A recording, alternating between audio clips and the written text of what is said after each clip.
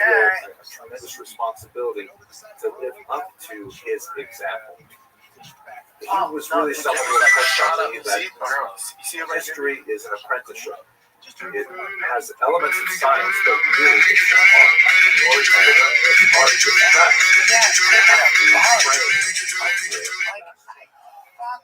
This content that feels very much like I have had the opportunity for several years. All you whistleblowers, all you guys, you're all full of shit. They're all liars. Fuck your UFOs. They don't exist. There's never any proof. Fuck these whistleblowers who testify in Congress. All lies.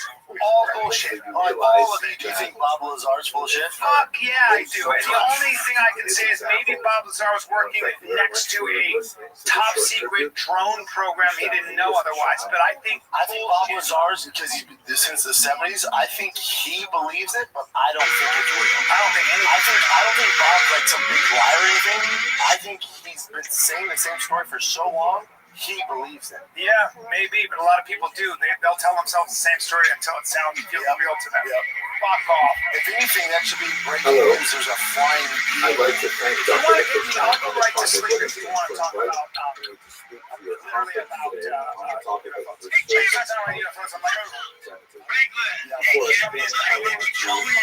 restriction. I'm like, oh.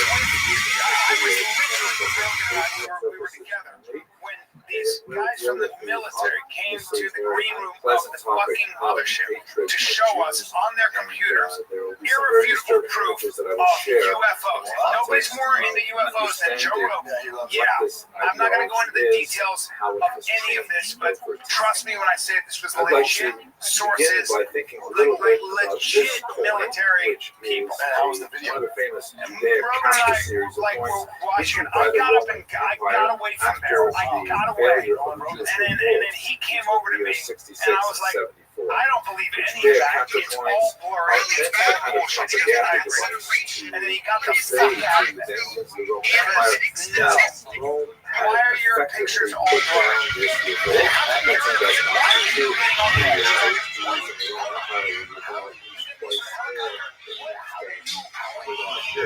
But this was a very innocent gesture. Based on all the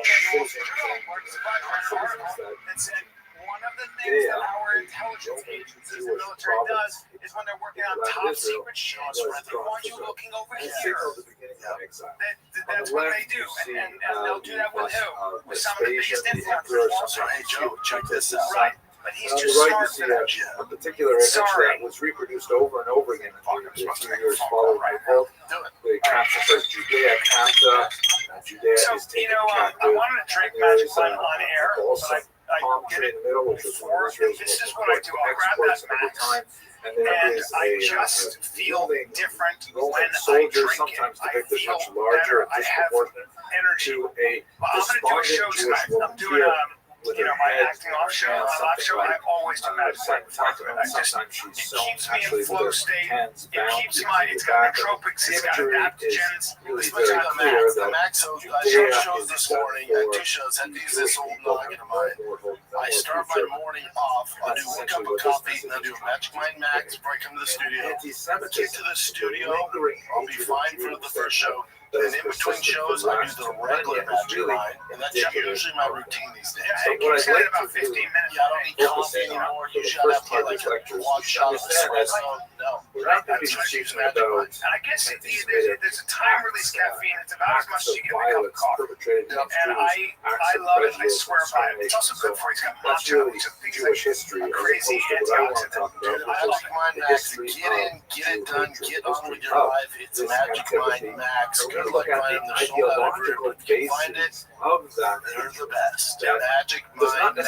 It's different with the regular one, but the Max is what you want. What's important to understand is that so if you're tired of feeling like you have to choose between your ambition and feel like yourself, this is your move. Magic Mind Max is so common. They offer a 100-day money-back guarantee. 100 days. Stop wasting energy, dreading tasks, knock them out, free yourself up for the good stuff. Magic Mind Max. Get in, get it done, get on with your life. What I'd like to demonstrate in this lecture is that you guys talking about on-site earlier about their silence I get off the 100 as I hope I let's begin with the quotation from the prominent philosopher John Locke, who wrote on the World War II, a remarkable book, Great Excellence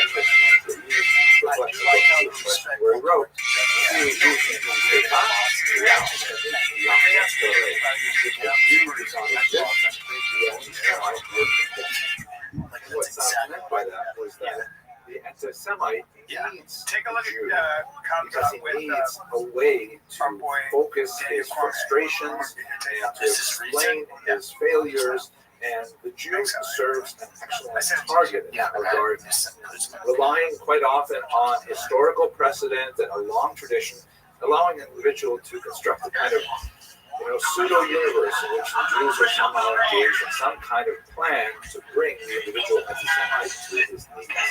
You see that anti-Semitism is capable, therefore, of adapting so many different places, including, for example, Japan in the 21st century, when there are hardly any Jews living in Japan, but nevertheless, the noxious book, The Protocols of the Upper Design, can be translated into Japanese for Japanese readers, because there are people who need this desperately in order to justify their own failures. Now, one more word of caution before we get deep into the material. We should understand that I'm using the term anti-Semitism, but it is really not an ideal term. The term was actually invented by those with antipathy to Jews. Wilhelm Marr, a 19th century German thinker, wrote this book, The Way to the Victory of Germanists Over Jews. By defining the term anti-Semitism, Marr hoped to avoid the opprobrium that was associated with the much more vulgar terms, Judenfeinde or Judenhass, which meant Jew hatred. And that was considered something that was, really not appropriate for refined people. But anti-Semitism, that's something that's been standing. You could say, I personally have observed this so-called phenomenon known as Semitism, and I refuse to promote it. Therefore, I am an anti-Semite. It's really only after World War II that the term anti-Semitism began to acquire a negative connotation, appropriately so. And scholars in the end of the 20th century began to say we should really stop spelling it with a capital A and a capital S separated by a hyphen, because there is no such thing as Semitism. It is a phenomenon unto itself, so therefore the preferred spelling is one word without a hyphen, often without capital A and capital S, in order to say that this is really their problem, not the Jews' problem, but they make it a Jews' problem. So with that in mind, I think we are going to have to work with other terms. There are four basic periods of anti-Semitic ideology that scholars have identified. Let's just run through them very quickly. The first period is known as classical xenophobia. Xenophobia essentially means the fear of strangers. And this is associated primarily with the Greco-Roman world, in which we have a significant degree of antipathy to Jews, expressed in a lot of the writings of several significant writers of the era. We see it in a monumental form, for example, in the March of Titus, which commemorates the Roman victory over Judea that I referenced earlier with the coin. You can see here, for example, where the famous instead of the bas relief on the inside of the arch that shows Jews carrying away the spoils of the temple into Roman captivity, the menorah, Chatzot, and so on. But we should understand that Roman xenophobia was really not anti-Semitism in the same way that we understand it later on. It was really much more about misunderstanding Jewish customs and culture. For example, Jews were felt to be lazy by Roman xenophobes because they insisted on not working one day a week.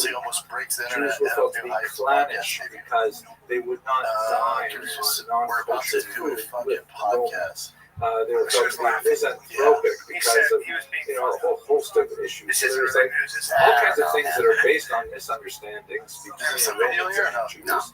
And it certainly could express itself with violence, certainly in literary slander, but we should understand that these kinds of antipathies is pretty much endemic to the human race as a whole. And just like Romans disliked Jews for features X, Y, and Z that they claimed to understand but really misunderstood, they also disliked a whole pile of other people, barbarians and Scythians. And we can say that, Asians have the same thing with Koreans, Chinese, and Japanese. It's to a certain degree a normal thing for humans to fear or even hate Did they deny that him access or which they something? do not I mean, no, understand. just search them. And this is basically Now, the in America, type it'd be a different of story. antipathy directed at Jews that we see they should from the let Greco-Roman literary record, at least. Again, recall that I'm separating here the ideology underpinning the hatred of Jews with the actual expression of that hatred, which could be actually quite violent. We see it in the repression of the First Roman Jewish War, the Bar Kokhba revolt, and so on, and attempts to expunge the practice of Jewish behaviors, Jewish religion, and so on. Doesn't necessarily mean that the experience of anti-Semitism was any less serious in the ancient world. However, what I'm focusing on are the ideological roots, the ideological underpinnings of that hatred, to try to understand what is the intellectual mechanism going on when people claim to have a bias against Jews. When you move to the early Christian era, things change dramatically because with the beginning of Christianity through the era of the Church Fathers for the first few centuries in particular, but really extending well into medieval periods. Now the antipathy to Jews has a special kind of dynamic because Christianity emerges from Judaism. And in emerging from another religion, so to speak, the daughter religion has something like a pushback against the mother religion to try and identify herself. In other words, you think of it like a mother and daughter relationship.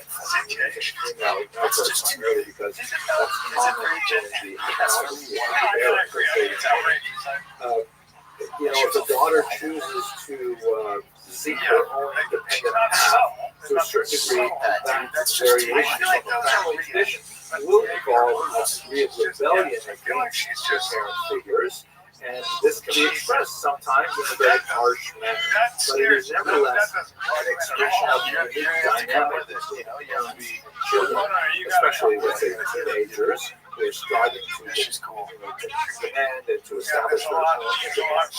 A couple of iconographic examples here. On the left, you see the famous Gospel Sisters. This is a piece of monumental art on the outside of the cathedral in Europe, 13th century. You can see. And this is, by the way, just typical examples. We have literally hundreds of examples of this particular motif throughout Christian art, which was especially useful for explaining the intricacies of Christian theology to illiterate peasants. You could point to the artwork and you could explain how Judaism differs from Christianity and so on. So on the left, you see the representation of the church, ecclesia, and she is shown there with a crown, holding a chalice, an upright, unbroken staff, her clothes are arranged properly, and so on. She's clear-eyed, looking forward, and so on. So this is representing the church in power, in authority, and so on. To her right, to our right, to her left, is the synagogue, and she is portrayed in an entirely different way. She is in an attitude of decline, falling away from the rock. Her staff is broken, meaning she has no more temporal power. She's holding on to the Ten Commandments, but they are slipping out of her grasp. And she has no crown, and of course she is blindfolded, indicating that she is blind to the truth, and that's the justification for her not converting to Christianity in the first place. And this was a way of trying to explain to illiterate peasants that Judaism had its place, but now it has lost its authority, it's lost its vision, it's lost its ability even to hold on to its own law because she's holding the tablets in a rather loose fashion and so on. And this is designed to show how we're placing theology. Sometimes this can also have various implications. On the right, you see a stained glass window from a church in Dresden, Germany, where on the left, the church riding a tetromorph, holding up an upright staff and a chalice, and hand descends from heaven, placing a crown on the church's head for a statement of approval. And on the right, by contrast, the synagogue riding a donkey, a sterile animal, holding onto a ram's head and allusion to not only a case but the whole idea of sacrificing which the church excoriated as being excessively carnal, a broken staff, a blindfold, and the crown is knocked off her head by a hand descending in heaven and inserting a sword into herself. Very clear sign of disappearance. So the different type of antipathy to Jews, very, very distinct from the Roman xenophobia. This is something that's special because the relationship between Jews and Christians had a very, very significant impact. when we get to the medieval era, that's when girls it got goes blowout way ass, off the big rails. thighs, The like medieval just period like a borrows sprinter, like from a many of these Christian motifs, but really gets into this, what one scholar has she called looks the like she's chimerical literally era, somebody where put the really fantastic, bizarre ideas, fantastic sense of fantasy are invented to excoriate the Jews. The whole notion of the blood libel, somehow she was like, you know those people on the yachts? to survive, the desecration of the host, They're like stewardesses. incredibly awful things being developed, particularly from the 12th century onwards.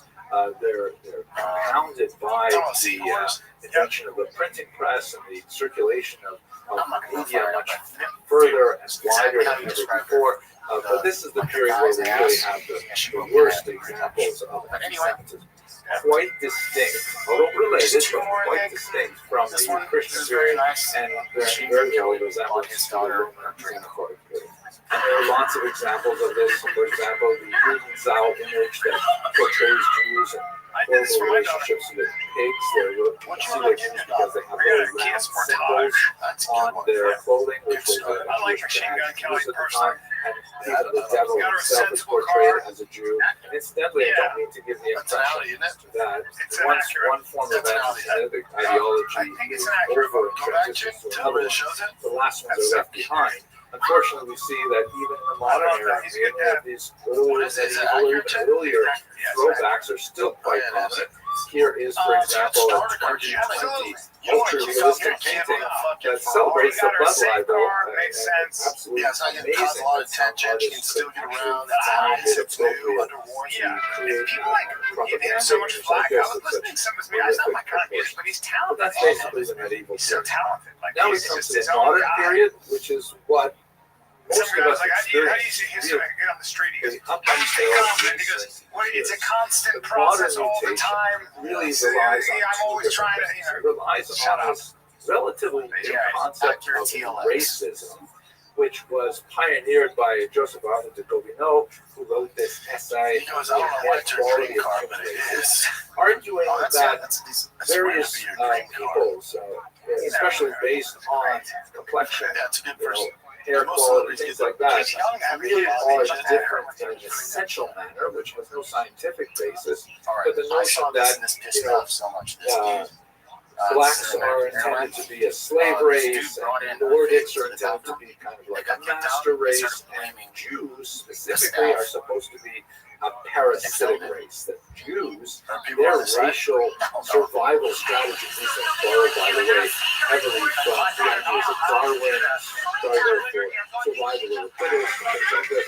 The idea that Jews survive primarily by attacking healthy host societies and rotting them out. Here's a couple of examples from the 20th century. On the left, the Jew is portrayed as a kind of sort of a worm that is strangling the Austrian eagle. The caption reads, German Christians save Austria. This is actually an election poster. On the right, you see a fascinating book Saying like he regrets it, he goes, I wish I never gave the blood, which is titled as Encyclopedia, a Roman, a novel of the times, very appropriate, that shows the healthy Aryan male symbolizing German society, and on top of it is a bird carrying a vulture, clearly representing a Jew, that is just waiting until he lays down and finally in dies. San Diego, the Mic Drop Comedy Club. Let's go.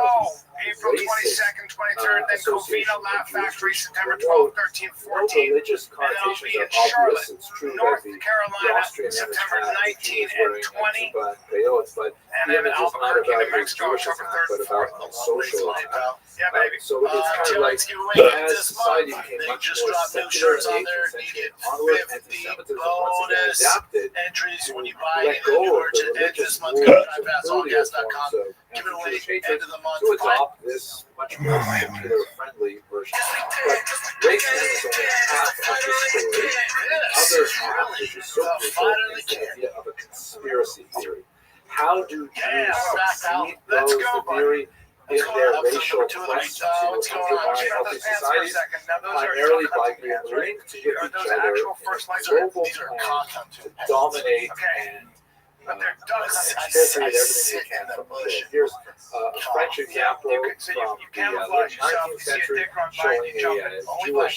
black. He looks like a beggar, but his pockets are filled with money. He's happily grasping the entire globe with his stallion-like hands and feet. And on the Look at right, this here's a athleticism, Mexican though. example. This is a Look at this cover move. of the noxious Protocols of the Elders of Zion, which is one of the key texts of this particular form of modern anti-Semitism. The caption in Spanish reads, "The invisible world government, the Jewish program to subjugate the globe." Right? See the obvious images there. A couple things that become iconic: the large, heavy man with the top coat is meant to be a capitalist, a symbol of capitalism. Think of the Monopoly man, and he's got this waist.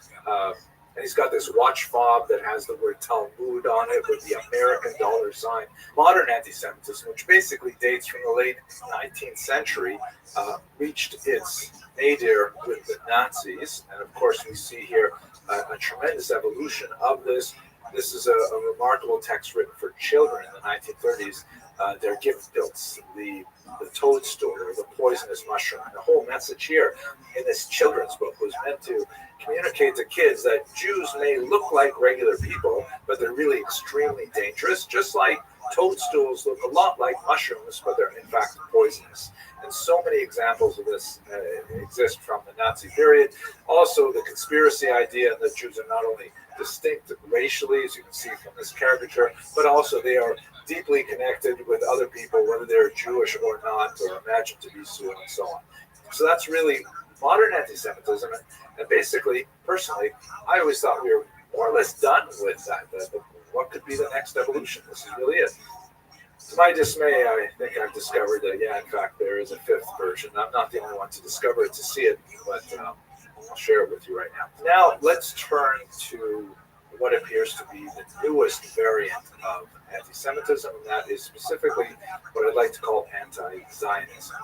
Now, please understand that there are, legitimate boundaries of anti-Zionist thought that are not at all against Jews. In fact, if you went back 100 years to Europe, you would find some very vigorous debates among Jews about the value of Zionism. There are, religious objections to it. There are political objections to it. There are economic objections to it. But ultimately, Zionism as a movement succeeded in gathering the support of the overwhelming majority of Jews in virtually every place where we're able to measure the relative popularity of various movements. I'm not talking about anti-Zionism of that nature. I'm not talking about people who oppose Zionism because they feel that a certain reading of the Talmud indicates that Jews should not support Zionism, whatever. The way I'm using this term anti-Zionism today is that it is basically a cover for those who want to hate Jews to cloak their hatred in a much more acceptable format. It is exactly the same phenomenon that we see with Wilhelm Marr when he invented the term anti-Semitism. He was trying to, distract people from just how crude and hateful the word Judenhass was. That's essentially what's going on with this term anti-Zionism in the majority of times that we actually see this. Now, what exactly are the elements of anti-Zionism as I'm portraying it? First, the belief that Israel is an illegitimate state. And you'll notice that most of the press releases that come out of the Arab world refer to it as the Zionist entity. They don't want to actually give it the name of a state because they believe the state does not deserve to exist. Now, when I say illegitimate, also want to clarify things that, historically, we may disagree with the way hundreds of states were formed or expanded and so on. But to say that they are not countries now is a pretty big leap. Israel in the anti-Zionist mindset is kind of like exceptional. Unlike all those other countries, like the United States and Canada and other ways, Israel is the only one that is not allowed exist because it is fundamentally dangerous. An exceptional carbon for Israel. Secondly, because it is illegitimate, anti-Zionists argue that erasing this historical anomaly is justified by evidence, including non-Israeli Zionists, on anti-Zionist Jews. It's just mind-boggling. They'll use euphemistic terms like resistance or less euphemistic, but nevertheless not as well understood in English terms like intifada, which is an open call to violence. Because anti-Zionism holds that the injustice of establishing an illegitimate state is so grave that violence is justified to again, only apply to Israel, not apply to hundreds of states that qualify these. Third, the participation of Jews in anti-Israelism or anti-Zionism lends legitimacy to this whole idea of tokenism. And you will frequently see that people who are participating in this particular mindset will plot out all kinds of Jewish figures and say, look, here's a Jewish person in middle school, so and unfortunately there are many willing Jews who will go along with this, even though if they just have a little bit of vision, they see that I said, well, that's why the parents have to figure it out. I said, at 14, I go, how's he doing? She goes, it's where does this anti-Zionism come from? It's quite distinct from the conspiracy theory and the racism elements that we saw earlier. Very rarely a racist element. There is a certain amount of conspiracy thinking and the idea that Jews around the world are united in supporting Israel. That's actually not so far from the truth. Those surveys that we have available of Jewish attitudes, for example, in the United States indicate that overwhelmingly Jews are supportive of Israel. There is, of course, a minority who are not. I challenge you to find anything that all Jews agree on. For all intents and purposes, Zionism is an attitude that can be applied so it's funny to see him becoming me. Like, that's how I negotiate the space, right? And he's the same way. What are the ideological He's roots lucky of because he's got I see there's three basic ideological roots that broad shoulders. He's got this he's got those genetics. You don't want the counter. First of all, the strong influence of Soviet foreign policy that definitely helps propagate this idea. They got people that they tan well. He's got real beard, brown. The whole thing. So anyway, particular ideology has perpetrated it's the itself biggest heartbreak to you. Or here's a couple of examples from the I don't think you 1970s. want that because here's the thing. The capitalist urge that we saw earlier, capitalism, of course, the diametrically opposed to communism. On his waistcoat is the phrase international Zionism. And you can see that there's Ocean Diane there, famous Israeli general. The left country is on the right there. Looks like he's smoking a pipe. Definitely, because you'll learn how to not get busted. You'll figure your way through. But anyway, the idea of connecting international Zionism with Israel, of course, is crucial. Note that besides the Star of David, which is clearly used here as a stand-in for the state of Israel, as opposed to the Jew or Judaism, it's clear from the caricature of the figure here that borrows on 19th and 20th century motifs, that it's about Jew hatred on a simple level, but it's labeled anti-Zionism. And here's another example, the same kind of imagery used here, and the conspiracy motif is much stronger with the idea of and so on. The web strands are written in Russian, for example, I can even say there's a Jewish question, but what this person is not labeled explicitly as Jew, is labeled as Zionist, right? It's a Zionist. And so then he starts talking about what the problem is. And he does this scientific thing where he's like talking about the hard water. He's doing his job as a plumber, but he figures something out. He figures out that it's this weird thing. And he goes, I think it's coming from this. Partition plan, and I go, but soon after Israel was established, the Cold War set in, and this was one of the most notorious proxy wars between the USSR and the USA. It was fought in Arabia. Middle This East, is why. and the USSR, So I'm looking at and these the young Arab guy. countries. He's a young fucking dude. So And he this goes, is foreign he's policy probably 30, translated into probably a 30. kind of hatred. Yeah, but Here's but one he's- more example it's his that we see company. so much in contemporary anti-Zionism. Not only does he own There are it, he also two has other twins, services which he can do this an and that. I'm Israeli like, oh wow. soldier and He a goes, but you have to Nazi. book an appointment. I'm so busy, I This can't. And I said, how's conflation business? He of goes, Israel honestly, with it's never Nazi been Germany better because I not have only is it buildings deeply downtown offensive that to Jews, I but said, it I've is very said something about this pervasive. fucking guy. He's so smart. And I find it And what joins them? his master. An American dollar, of course. I'm like, the fuck We is see he this talking over and about? over again. So the He's too Soviet smart. And foreign I go, policy what's your background? filtered He out goes, into well, I was the anti-Zionist anti-Zionist movement primarily through the and I said, activity damn, of his thinkers. it's gotta be hard. Another major element that That's why I creates figure this things out. hatred to the Jews is That's why my anti-colonialism. This is a reaction towards the expansion of Western European states into the New World, into parts of Africa, Asia, and so on. Kind of a pushback against that entire phenomenon, which has occupied quite a bit of intellectual energy in the second half of the 20th century. In the case of Israel, you can see illustrations like this map here, which refers to Zionist secular colonialism. This is like a kind of a catchphrase that basically is divorced from historical reality in many ways. I'll just point out one thing, that this may be a map that indicates the increasing settlement of Jews in the land of Israel, but this is also a map that indicates the expulsion and coercion and migration of Jews, forced migration quite often from Islamic lands to the land of Israel. So these two maps there's a reason certain cultures make a lot of money each other because their parents are teaching them the basic principles. Arab lands, Financial literacy.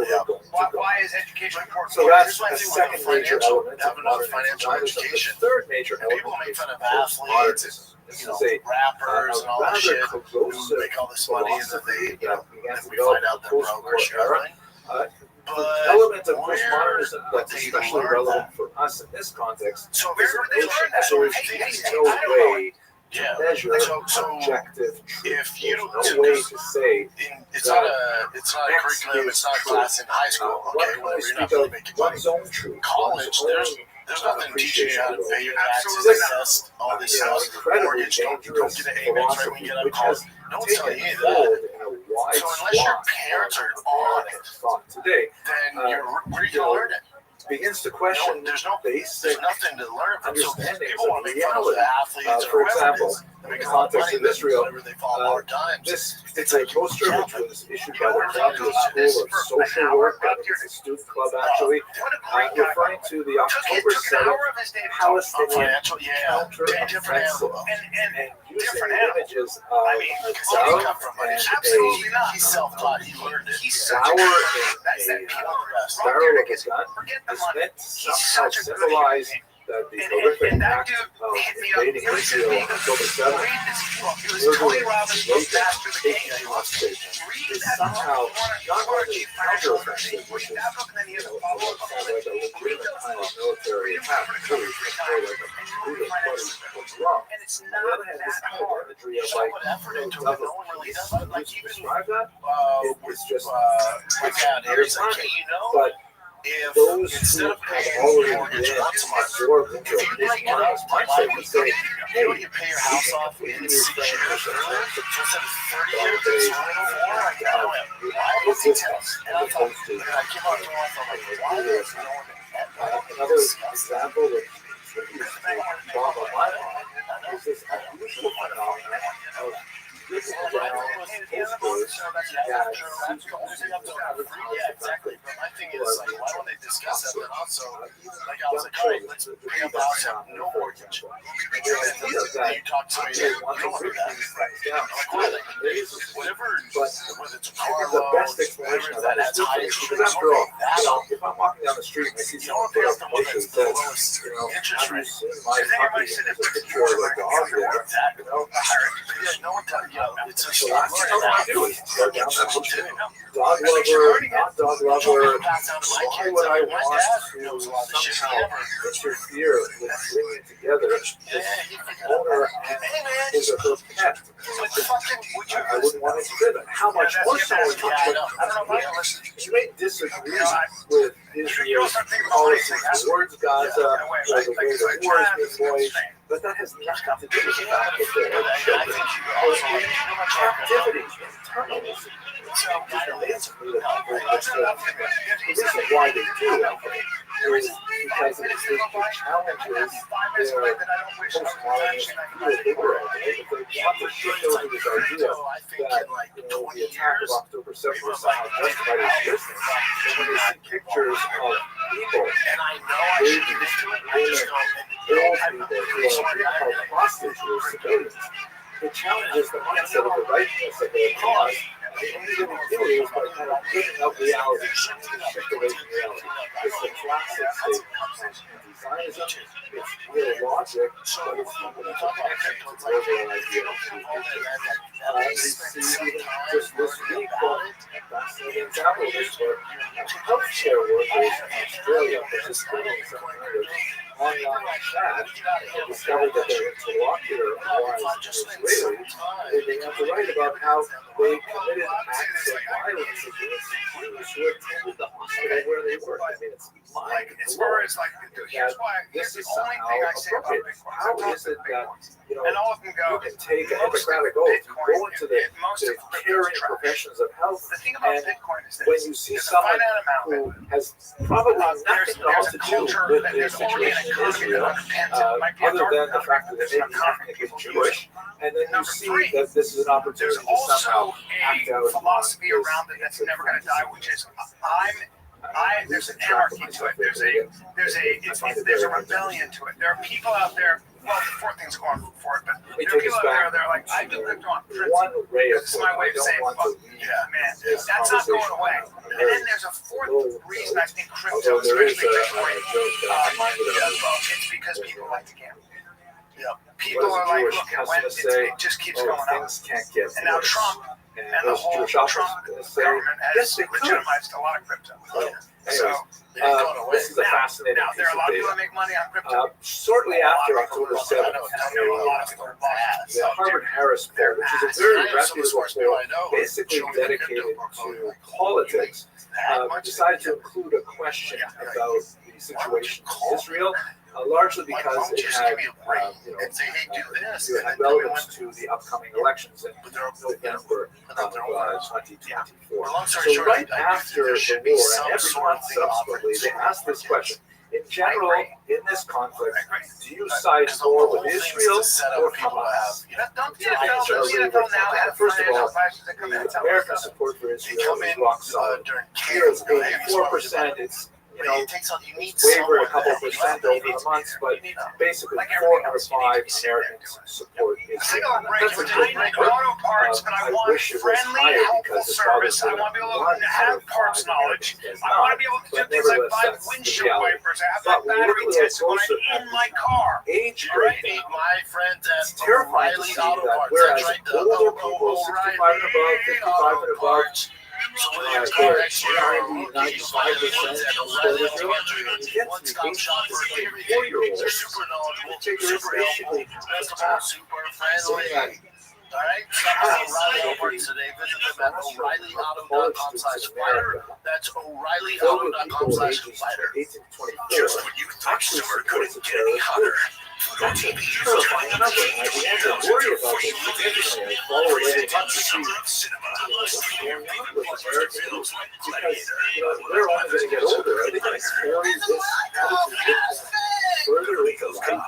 Is this going to have long-term implications? How can young people so out of touch with reality? Other than the reasons that I talked earlier. I am happy to say, though, that over time, especially a big jump right around the period of elections, I wonder if that's the for 4 days, and I frankly can't wait all 4 days to go. Here you see it Yeah, on but the it's left-hand side of the more screen. pain out. Yeah, because that's what you do. Once again, 79% support Israel. It drops a little bit from the 84% from November, but it's hovering around that number. But when you look at the age group 18 to 24, you can see that 79% of them I will watch Israel UFC 318 over in the Hamas. Utah on That's Saturday. a much I'll watch healthier it. number. That's much more like the I old. will. Is your dad just be like, let's shut everything down and watch the Why did American youth suddenly change so You want to watch it? dramatically? I'll watch it on my Saturday. 27% increase is very significant. No. I get because these fights. the tenor of the news Written out where they like what you're changed talking on about. Don't show the places card. where they Don't show consume the card. news, like on I just saw TikTok it. and You just Instagram no. and I so mean, I on. know. As it comes out, I've been thinking about this a lot, and I would say this is a small rate. I'm going to go with Kamzat, and I'm going to go with Kamzat because with just one last reflection on I know the idea is that is Kamzat going to do anything, be able to do we anything when began our and discussion if with he a takes look at this Duplessis down. the Judaic I don't think you're going to see that. I think the beginning of the fight, I think Kamzat's striking is better than. And what's important to bear in mind, I think there's going to be an exchange of blows.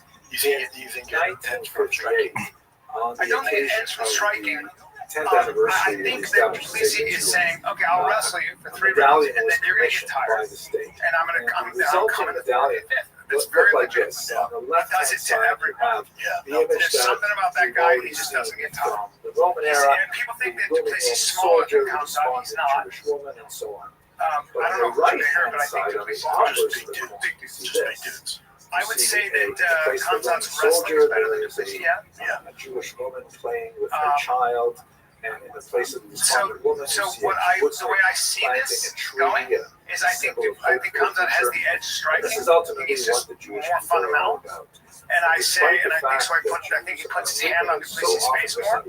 And I think at the end of the day, Kamzat's a better wrestler, which translates to him being on top of Duplessis and giving him a good old power. You think he finishes? I don't know that it's very hard to finish him. I don't think he beats him in decision. Really?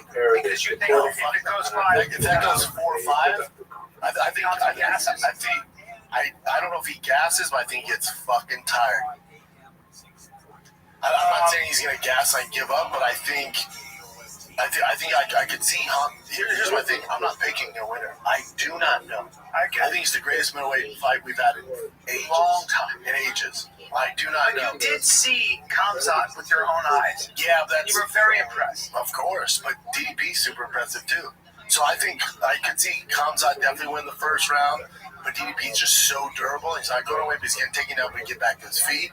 And there's that for like 2 rounds. And the third round starts to slow down. And then DDP's like, let's ride. And starts to stay on the outside. And then I think DDP gets a takedown in the 4th, and then the 5th he can finish him. So Kamzat is the toughest fighter ever in the first round. Yeah. And he's a fucking Chechnyan tsunami. And he goes in there that first round like he's done to so many guys. Yeah. And fucking does what he did with Robert Whitaker. Gets him down and breaks his face. Whitaker is a monster. Yeah. And just took him down, took his back, and sunk that choke in. DDP beat the fuck out of him. That's the thing. So the question is, we've seen Kamzat with smaller guys just get on top of their back and just ride. We've seen him with smaller guys struggle. Well, you're saying Kamaru. Kamaru's at 85. Yeah. Let's not forget Kamaru is also a champion and amazing, but with older, 2 bad knees, older, smaller, and then with Gilbert Burns was at 70. I know. And he struggled with both of them. Yeah. That's true. Here's the other thing I would say. I think what you're going to see is Kamzat take DDP down. I think what you're going to see is Kamzat on DDP's back. So then that's guaranteed. So then let's say DDP stands up. Does it take more energy to ride someone's back, or does it take more energy to stand up when somebody's on your back? Both, because Hamza's gonna have to shoot to get right back. So is he gonna do that over 5 rounds? That's a lot. It's a tough one.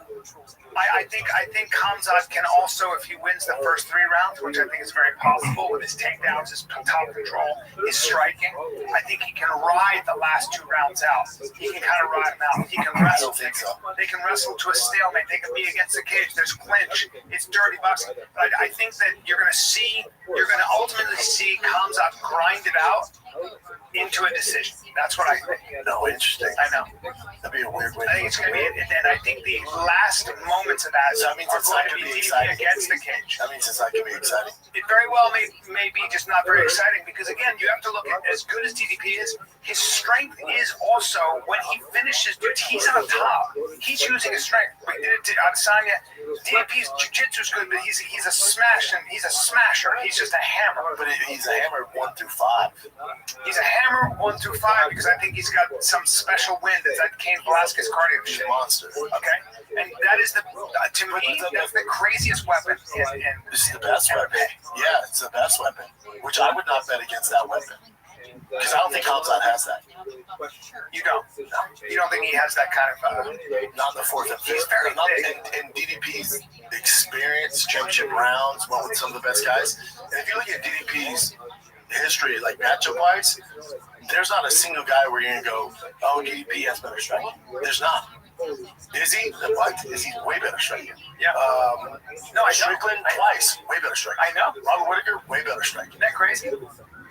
Keep going. Keep going. I know. Derek Brunson, better striking. Derek Till, way better striking. Brad Tavares, way better striking. God, beat all of them. Because his main. No, you play a dangerous game betting against DDP. You play a dangerous. He's an underdog too, so that's another reason if you want to make money. But also, his thing is being awkward and unconventional. So you go through that whole list: Strickland, Izzy, Whittaker, Brunson, Till, Brad Tavares. You're going, dude, DDP is not a better striker than him. Cool. He outstruck all of them. Because you wouldn't watch tape on DDP and go, man, that guy, you want your kid to fight like him. No. He's just an absolute winner. Part of that's also the toughest you guy. got to get somebody in camp who fights weirdly like that. You're not going to do that. No, Hamzat's whole thing's not that. Hamzat's whole thing is control the fight. You control the fight. It's do what you do. Yeah. Don't worry about You dictate the fight. You put DDP where you want him. So you think that? Do you think that the Hamzat is going in there thinking my number one weapon is my wrestling and control, top control? Yeah. Right. So he's going to try to do that. He's going to wear him like a backpack. Yes. Okay. Just shoot for the signal and go to the back. You don't think then there is much striking in the beginning? No, I don't know. Yeah. I don't know what to say in this fight because even Khabib, and he's not saying anything most of us don't know, but like Hamzat, his like 1-2 is like traditional boxing, right? Better. Yep. So Hamzat could be like, I'm gonna soften him up, see how I do striking, and then shoot for the takedown. Right. But again, that's not what got Hamzat to the party. So I wouldn't like that. If Hamzat comes out and he's like kind of feeling out the first 2 rounds, I'm like, oh, he's fucked. You gotta come out like the banshee and hopefully it works. If not, we'll figure it out. There she is. Right. But you gotta do what got you to the dance. Well, or you save your cardio the first 2 and then Mistake. go crazy. Huge mistake. Why? Because you can't. What up, girl? How you living? The 5th round is coming. He's coming. The 3rd, 4th, and 5th. So your best chance to win the 1st and 2nd. If Hamzat's coach called me and was like, hey man, Baby, calm down. I'm gonna break a lot of hearts someday.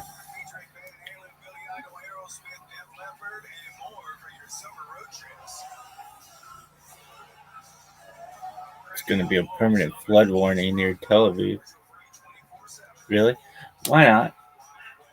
B. Alexander, I fucking love you. You're the man. Motherfucker could be dead by now.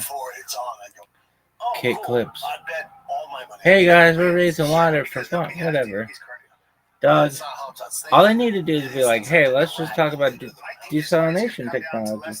And everybody be like, oh, desalination. I think this is where it's going to come down to. Can Hamzat literally neutralize everything DDP has to do? No, see, I don't think nobody can. I think it's Hamzat so dangerous where when it goes to the ground, he takes advantage and finish him. Yeah. So if he doesn't finish him, he's going to win the first few rounds. Yeah. But what happened in that 3rd, 4th, and 5th one, you're a little tired. DDP's a big dude. Your takedown stopped working. Now you're forced to engage with him. He hits like a Mack truck. Yeah. Oh, and he doesn't stop. So you have to deal with that for fucking 15 minutes at a championship level. But again, I haven't looked forward to a fight in a long time like that. Oh, this one's must-see TV. Yeah. I cannot wait. Yeah. Cannot wait. I have no clue how it's going to go. Because Hamzat could go in there and finish him in a minute. He's that talented. He's so talented. It might be Kamzat's turn, but you got it. Like, you know, you're talking about Duplessis. He just finds a way to win. He's an absolute winner. He's an absolute winner. I'm less excited about the other fights. Tim Elliott's still doing it. Jared Cannonier with Michael Page. That'll be interesting. Everyone's fun. Yeah, that'll be fun. Carlos Pata, Jeff Neal's great. Yeah. Murphy versus Aaron Pico's What do you think of that? So, is that the co-main event? Yeah. What is Aaron? I just haven't heard of. Was Aaron in he was in a different league for a long time? He's in Bellator. Yeah. So then he just came over. Yeah, just came. It's his first fight. He lost his first few with Bellator. He's been on a fucking 8-fight win streak. Yeah. The only reason he he lost, figured some shit he out. got hurt. He went with Greg Jackson, figured some shit out. Hasn't lost since. Yeah. I mean, the TKO is he was injured, so he didn't actually lose the fight. But he hasn't lost since he went with Greg. Yeah. But again, he hasn't faced that tough of competition. Murphy's such a beast. Yeah, it's such a tough first fight. Who was the last guy Murphy fought? I saw that. Josh Evan. Killer. Beat Dan Ige. Yeah, man. Dan Ige's a monster. Beat Benson Barboza. Murphy's a fucking savage. Talk about being thrown into the fire. That's how it goes. Especially when you come from a different promotion with all that hype. They're going to cost you. We're talking about a different game. Pico's has not faced this caliber of fighter. Is that fair to say? Not even remote. Not even remote? Not even the same. Not even close. Wow. Not in the same category. Yeah. So it's a lot to ask. I think that I'm a Pico fan. I think he can get it done, but this one ain't going to be easy. I think so much of this stuff comes up to fight IQ too. Like, just how do you adjust to the big show? Yeah, it's a completely different animal than what he's used to. You might have seen everything that Aaron's good, but Aaron's wrestling obviously world class. Aaron Pico was wrestling at 16 years old on the international circuit. Yeah, man. He was wrestling grown men. Yeah, it's fucking ridiculous. So Golden Gloves national champion. Yeah. He checks all the boxes. All the boxes. I don't know. This is a huge test for him.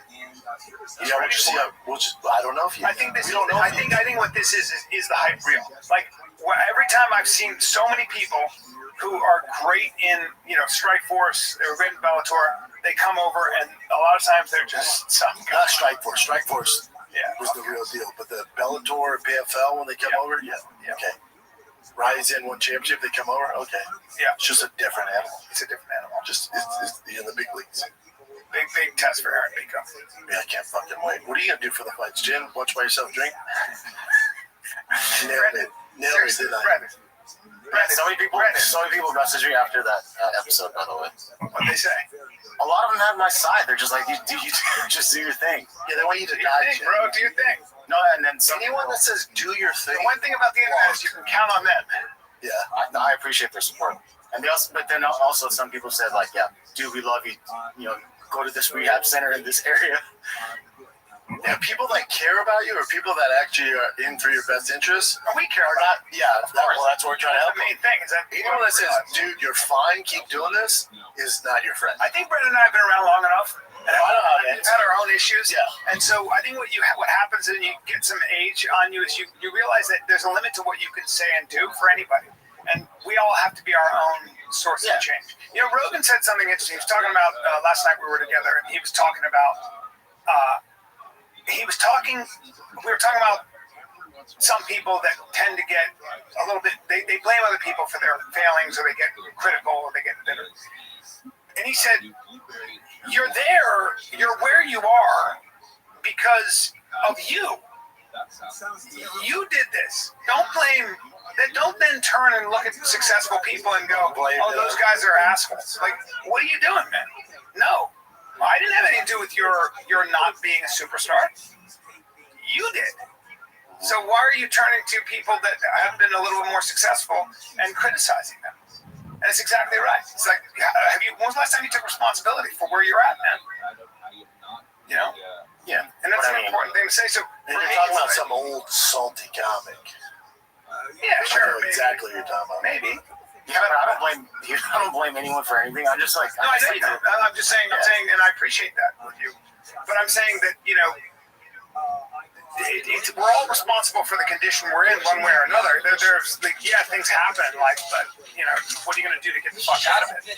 And yeah, but there's some salty people out there in our community, and they spend a lot of time kind of like criticizing people that have been just more successful. And it's like, hey, bro, or maybe that attitude is the reason you are where you are. You're not happy then.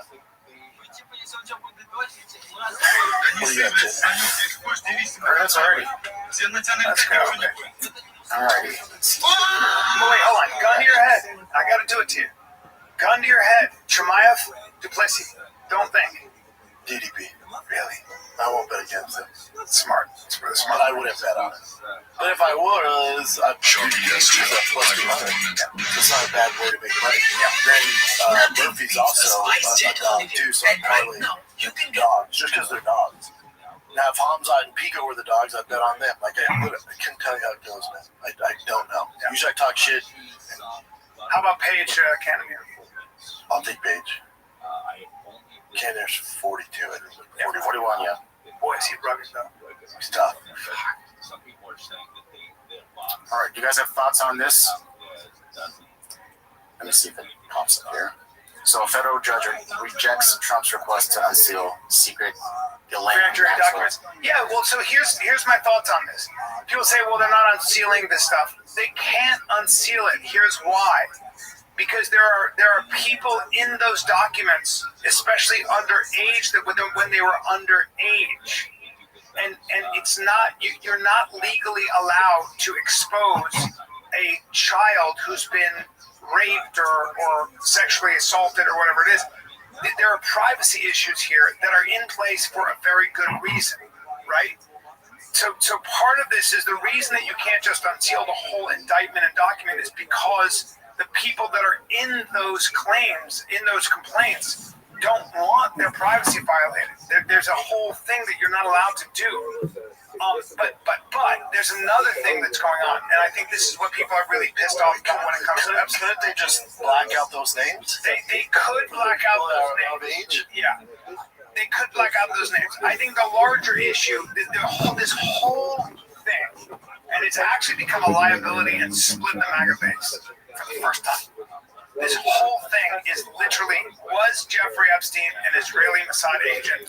And does the Israeli Mossad have control of our government and our corporate leaders? Yes. That's what people say.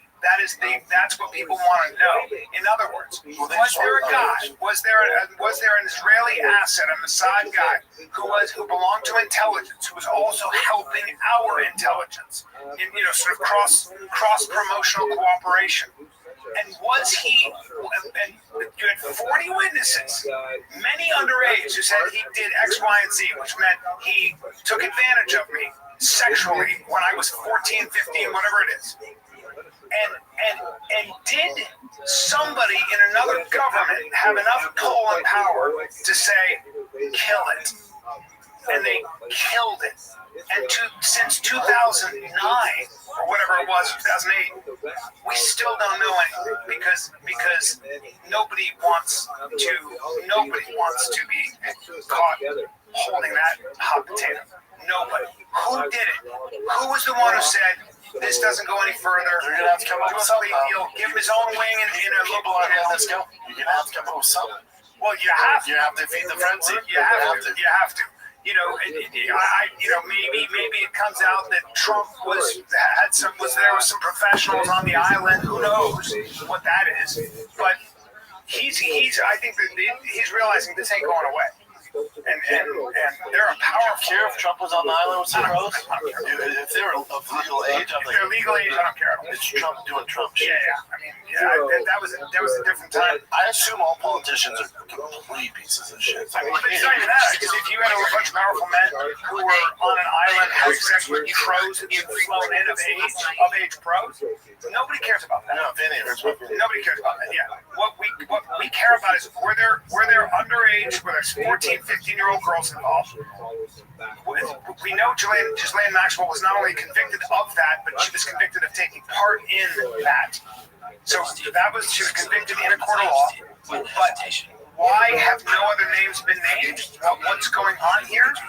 Well, there might be very powerful forces saying shut up. Yeah. Yeah. So, that's what's going on. Scoundrel break beast. Guess what shirt I'm wearing, Brandon? Guess what shirt I'm wearing? True Classic. Of course. Always Anytime you wearing see me in a white tee, True Classic. If I look crisp and sharp, if I cut a beautiful figure, it's because I'm wearing simple but elegant design, and that's called True Classic. Which you can get in Target and Costco, or you can go to trueclassic.com/fighter. It's just like a essentials, like a regular white tee, black tee. I only wear white tees all the time. It's always True Classic. Now you're probably gonna see True Classic at UFC 319. They're me in the Octagon. They're big boys now. They're in Costco. They're in Target, as Brian told you. Or go to trueclassic.com/fighter and get hooked up today. It's True Classic. They make, hands down, the best shirts of all time. They have joggers, button-ups, chinos, back-to-school ship for you, yourself, barbecues, or date night. They have it all. Go to trueclassic.com. I've been wearing this. I've probably washed this, I don't know, 100 times. And look at it. It's still holding true. It's great quality. Get it. Okay, this guy is kind of going viral for. This is a police officer in Atlanta, and I'll just play the video because it'll make more sense when I play the video. Yeah, let me tell you how this officer cleaned up. He's like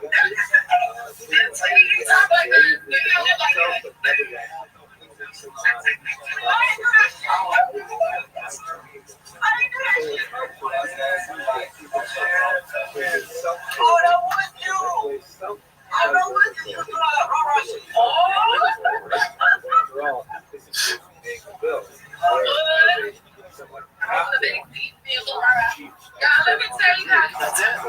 It's just some Asian dude that's like a, I don't know what you call it. You know, you've heard the term. It's called Ebonics. Like black scent as well. Quote unquote ghetto. He's funny. Oh yeah, I wonder if he actually really talks like that.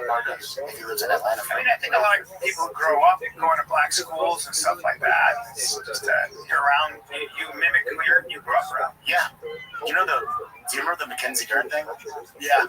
Remember? So she spoke almost exactly like a regular American person, and then suddenly she started having this. That was a little bit strange. She didn't do no wrong. Okay. Yeah, there's some of that stuff is. There was another person like that who was the wife of someone who. Alec Bowman. Alec Bowman's wife would become. Should I say cucumber? And then you find out she was born in New Jersey. Yeah, like, come on, it's a cucumber. Why are you putting a fucking accent? Yeah, and she got found out. That's so embarrassing to me. So she said she was born and raised in Spain, and then her classmates like, "Yep, bitch, we're from Jersey." Now, have you ever been around a black dude who will be talking to you and hanging out, and just talking, and then I've seen you do it multiple times. Yeah, why? You're like, damn, dog. That's how you go out different languages. Oh no, you're the most guilty person I've seen. You get around a black guy, you're like, damn, that's crazy, dog. Like, why are you not? I'm sorry, sir. I would love to agree with you. Yeah, you I don't do that. I might go, my man. No. My man. Oh, shit. Big dog. Big dog.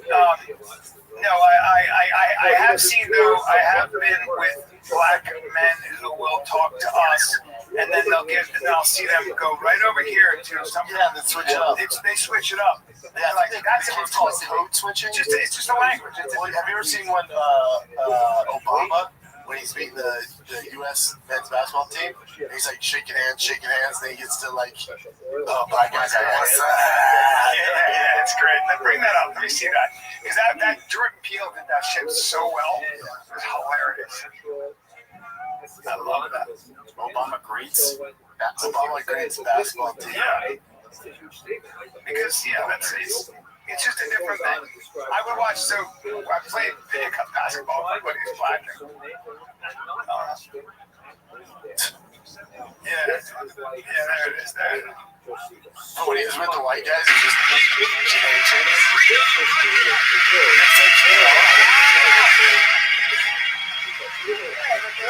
like I was with my buddy Kenny and my black dude, I swear to God, they go like this, they go, and they nod to each other. I'm like, how about me? He's like, no. Yeah, It's kind of brother's group. Yeah. it's like, I see you. Yeah. Jamie Foxx said that. Jamie Foxx said, Tony, he goes, see, like he'll be walking down the street, and if it's a white guy, they go, "It's Fox, can I take a picture with you?" If he's with, like, he'll see a black woman will be across the street, "Yo, Fox, let me get a picture."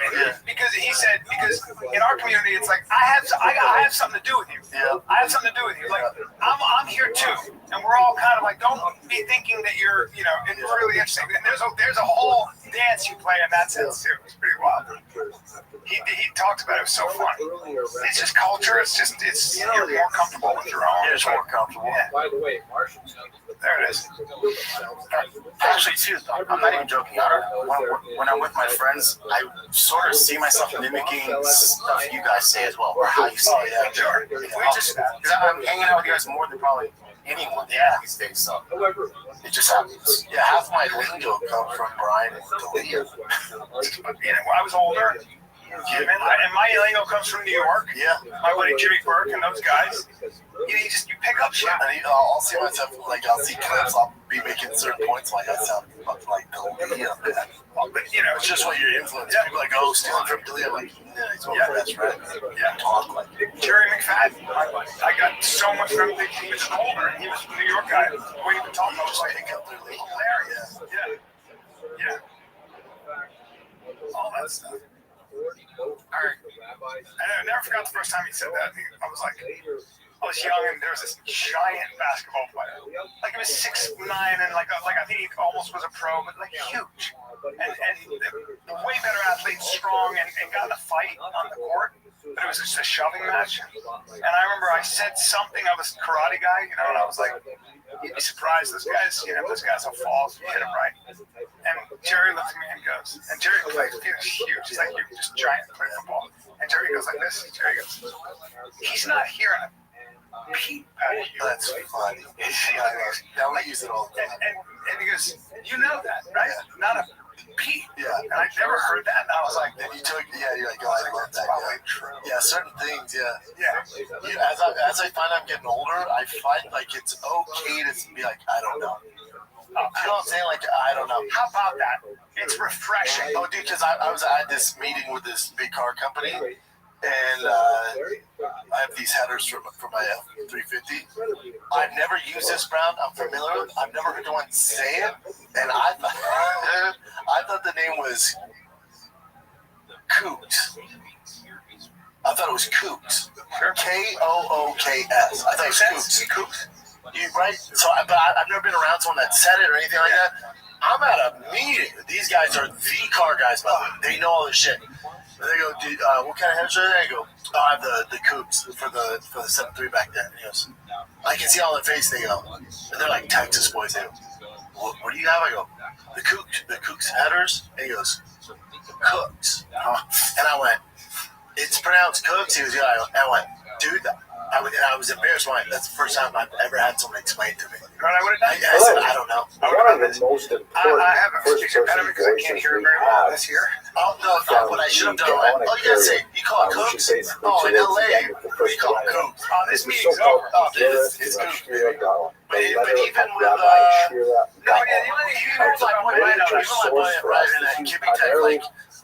growing up as a kid, and also as a kind of theological like wheels on a car, we call them rims. The rims are usually called in front of the car. On trucks, and for the majority, called wheels. And on mine, it's wheels.